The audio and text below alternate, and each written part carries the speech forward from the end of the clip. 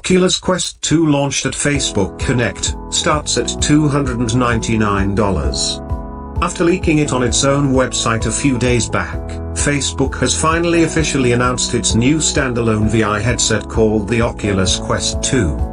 The headset comes with improved design and ergonomics, is thinner than its predecessor, and also lighter. Moreover, Facebook is using soft touch fabric to ensure that the headset is more comfortable to use. Under the hood, the new headset uses Qualcomm's latest Techdustry chipset aimed at VR headsets. That's a big improvement over the Snapdragon 835 employed in the previous generation Oculus Quest. Plus, you get 6GB RAM, and more storage on the Quest 2. This means you will not only be able to run more intensive games in standalone mode, but also install more apps and games on the headset without worrying about running out of storage. The Oculus Quest 2 also comes with 2K resolution per eye.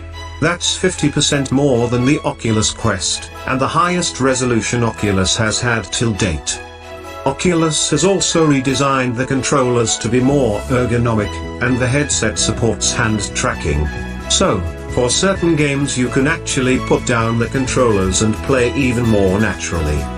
Lastly, the price.